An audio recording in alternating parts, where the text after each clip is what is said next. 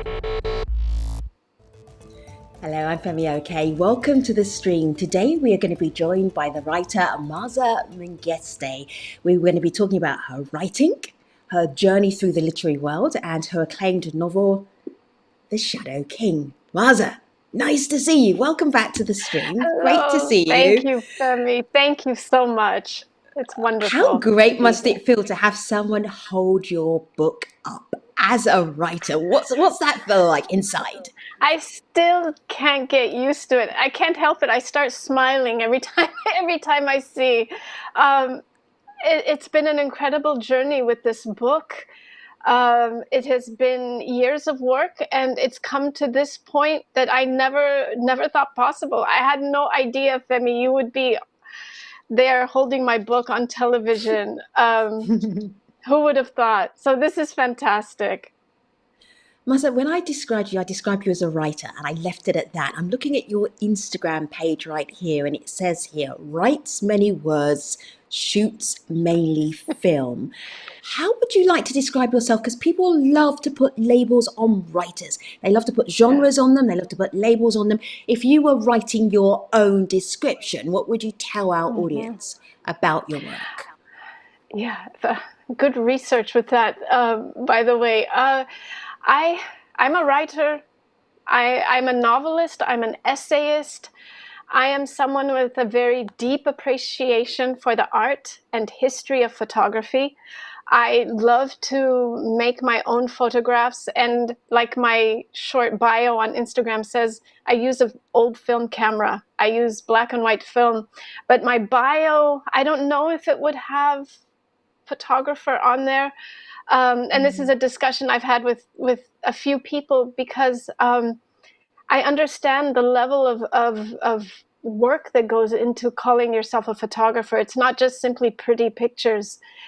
There's a philosophy, there are concepts behind this work, the same way that I feel comfortable calling myself a writer because I understand the philosophies that guide my work. With photography, I'm learning. But I have a very deep respect, and maybe too much respect for other photographers. I know the work that they do. One day I would like to get there, but right now I am a deep appreciator and a practicer. So, Maaza, right now we are live on YouTube, which means that our YouTubers can ask you questions. I am curious as to when you described yourself, you did not describe your nationality. I wonder why. Ah, oh Now, my goodness. YouTube, yeah, Ethiopia is going to be really mad with you right now. Please, So, Ethiopia. YouTubers, you can Yeah. talk to Maaza about her writing, her work, The Shadow King, about African writers and their stories that they have to tell. Really, you have her. You have her for the next 20 minutes or so. Let me get started with The Shadow King. For anyone who hasn't read it, who doesn't know the story, just very briefly, tell us what it's about. Well, the novel is set in 1935 during Mussolini's invasion of Ethiopia in an attempt to colonize it.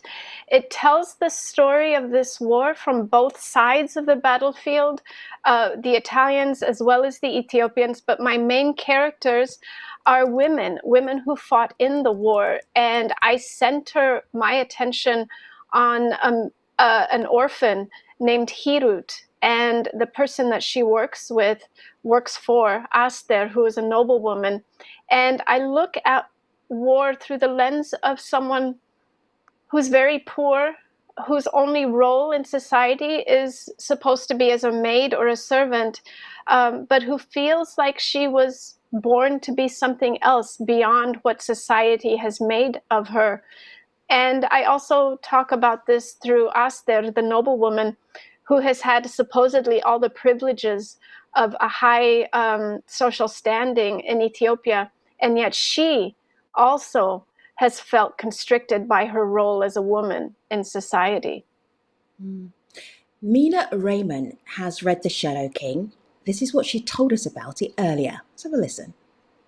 I listened to the audio version of The Shadow King and I thought it was an absolutely absorbing and fascinating read, especially when I learned that it was based around true events, that Ethiopia was able to hold off an invasion by Italian forces led by Mussolini arguably one of the strongest armies in the world at the time. I also heard somewhere that you spent 10 years writing this novel. And I wonder how much of that time was spent writing the novel versus researching the events that took place. Mm. That is a really good question, Mina. My research on this war started immediately in those early parts of 1935. So I was doing both research and writing this story. But something happened at about the 5-year mark when I thought I was finished. I had done so much research that I knew this history. I had finished the book. It was I think it was almost 1,000 pages at that point. It was 890 or 900 something pages, but it wasn't the story that I wanted to write. I realized I was telling a historical story as opposed to a story of human beings. And part of the reason the book took so long was that after 5 years, I threw away that manuscript and started again from page 1 and rewrote the entire book, centering women, centering Hirut. And the book took another 5 years. I did not think that would happen. I thought I could get this done in maybe a year, and that wasn't the case. Anybody who has a desire to write is going to be shocked that you scrapped your book and you started again. Let me share with people again the process that you went through to make sure that the references in your book were as accurate as you possibly could make them. And I'm going to recommend you read this article, The Detective Work Behind a War Novel.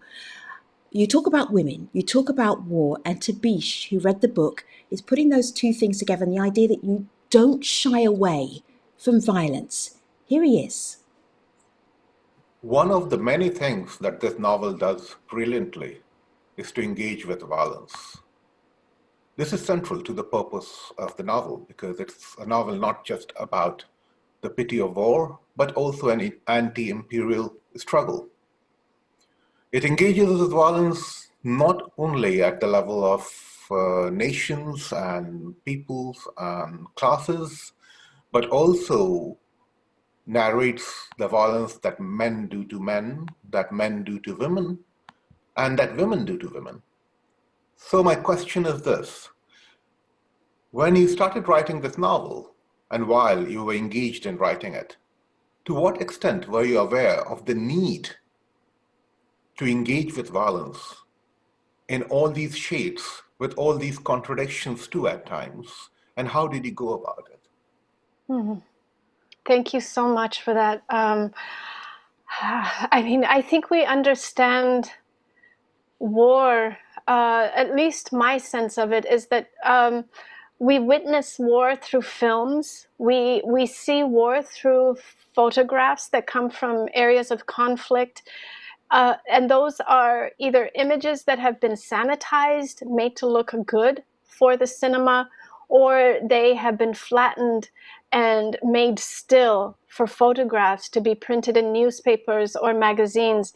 And I wanted to create a movement of violence, to create this sense of war that affects everyone, not just soldiers, but civilians as well. Because this is the reality, that when force meets force, it creates devastations beyond what we can ever imagine. And I am speaking this right now as an Ethiopian when we are witnessing conflict in our country that is heartbreaking. It is absolutely devastating. The humanitarian consequences of political and ideological disagreements, they are devastating generations. It's not clean. It's not neat. It does not happen between two men who have weapons and point at each other under fair circumstances. And I wanted to understand the true brutalities of this that impact generations. Can a country truly heal from this? And what happens when a country has had one loss, one war, one conflict after another? Where does the trauma go? And how do we begin to speak of this so that we can speak together through this divide? And I wanted to think about this in my novel, 1935, but writing it also as an American who witnessed the Afghan and Iraq wars, who witnessed the devastations, the way that we're still dealing with this now. Guantanamo prison is not closed yet. What does it do to us to witness this?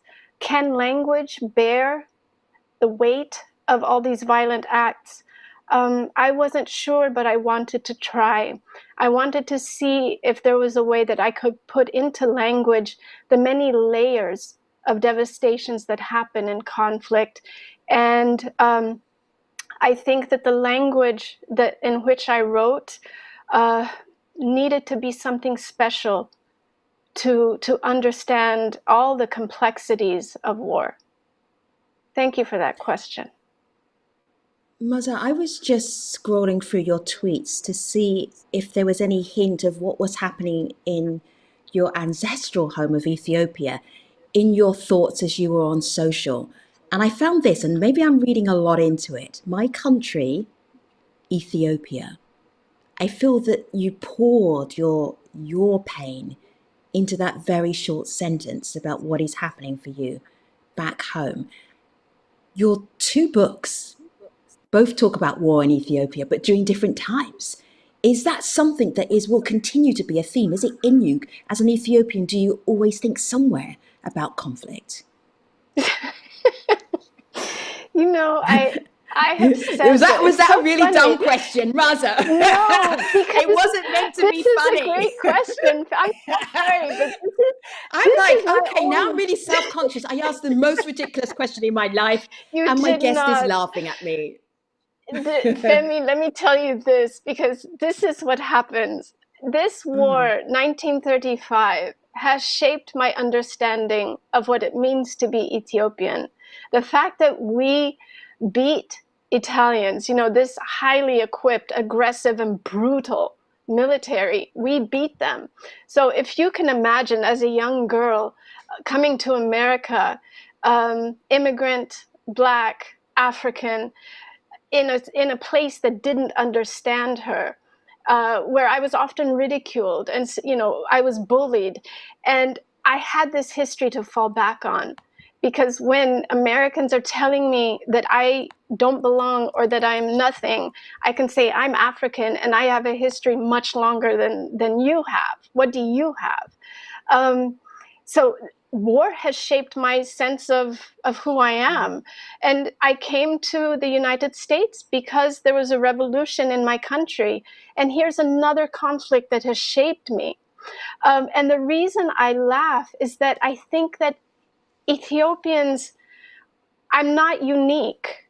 We've been shaped by the conflicts that have made this country, by the conquests that have broadened and developed its borders. We have been shaped by this. I can go to a baby shower, and I can go to a wedding, and you know, very soon somebody's going to say, "We beat those Italians," and you know, in this glorious moment, you'll have war. Wow. That's why I laugh, because it's a joke, but it's not. We've been. I appreciate the laughter, because on the continent of Africa, Ethiopians are very proud that they beat back the colonialists and they didn't hang out in Ethiopia for very long, and you sent those Italians packing. There's always this great pride about what you did back in the 1930s. Let me talk about history, but in a different way. This is Muthoni, and she's wondering if the way that you wrangle history is helpful for how we understand it now. Here's Muthoni. And I want to start by thanking you for writing these two brilliant books that I have read and completely loved. I think The Shadow King is an exceptional story. It's an exceptional retelling of history. And I absolutely love the way you have honored these women at war. You have given them a voice, you have given them audience, you have given them a platform for their stories to be heard and to be remembered. I wanted to ask, how do you think The Shadow King has influenced or has shaped the way in which Ethiopians and Italians now remember the 1935 to 1941 occupation? Mm, that's good. Thank you. I realized, well, first, let me speak from the Italian aspect of this. This is not something that was taught and readily spoken of in Italy. This is a history that most Italians don't know unless they have actively sought it. When those soldiers came back from Ethiopia, when they came back from East Africa, a friend of mine who's an Italian told me in her family, when her relative came back, nobody spoke of it. She said Ethiopia was a wall in our family. No one speaks of it now. So my book will be published in the spring of 2021 in Italy. I'm very interested to see the conversations that happen, but it's not something that is readily spoken of. But there are other writers in Italy, Italians, who are working and who have written on this history. Ijaba Sheggo is one of them. Gabriella Germandi is another one. Uba Fari Allah is another one. And they're working on this history. So I'm joining a group of, ironically, women who are doing this.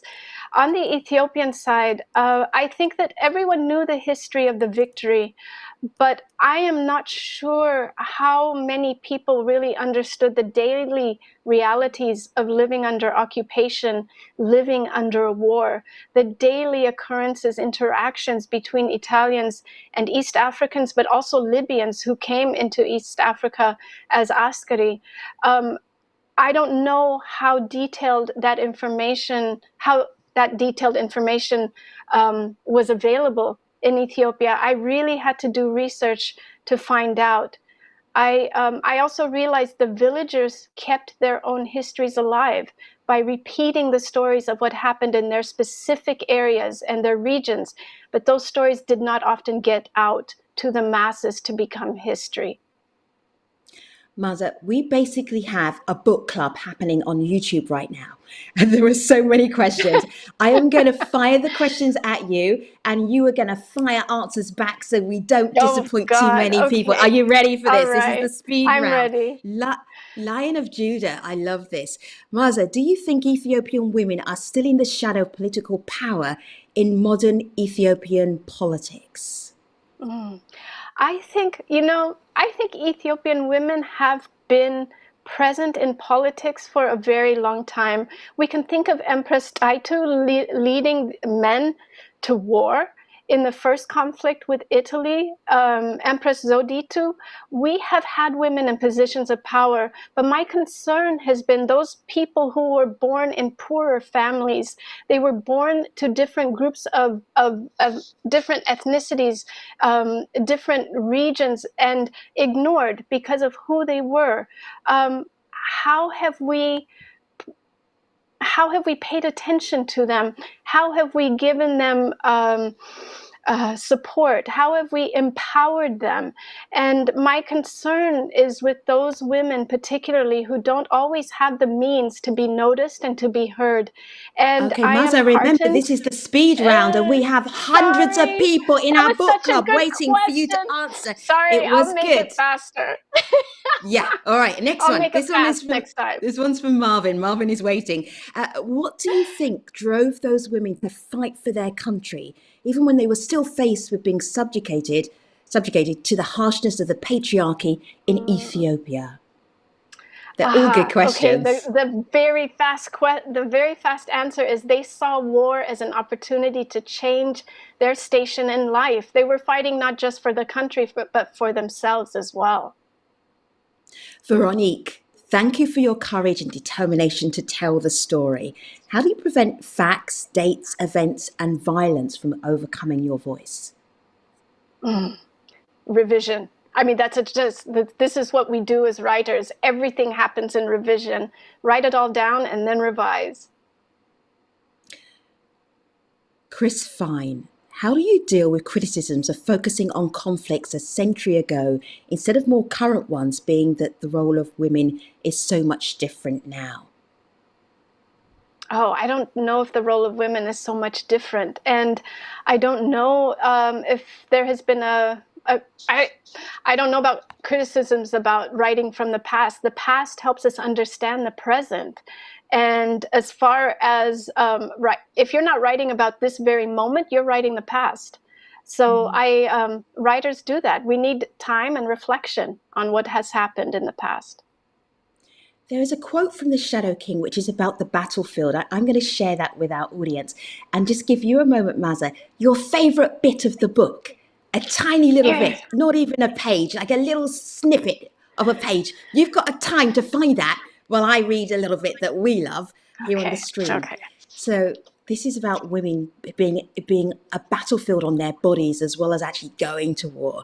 She's a soldier trapped inside a barbed wire fence, but she is still at war, and the battlefield is her own body, and perhaps she has come to realize as a prisoner that is where it has always been. So beautiful. Can you imagine how much better this show is going to get now that Maaza's reading her own words? Maaza, it's a little bit, like a little snippet. What did you find for us? Go ahead. A little bit. This is when Hirut is at that barbed wire fence. She does not change her breathing or stiffen her body or flail helplessly when that same Askaro yanks open the gate and bends into her face and shouts her name until it is a hard and painful blast in her ear. Instead, she looks up at his face, bloated with futile anger, and calmly waits for whatever comes next. Because this is one thing that neither the Ascari, nor Fucelli, nor the stupid soldato staring at her with a gaping mouth will ever know, that she is Hirut, daughter of Fasil and Gete, feared guard of the Shadow King, and she is no longer afraid of what men can do to women like her. Thank you. If people don't go get the book now, they're never going to get the book. This is Irony. She's an assistant English professor, and she has a final question for you. Irony, go ahead. African women are reclaiming their place in history through literature that centers women as principal actors in historical narratives.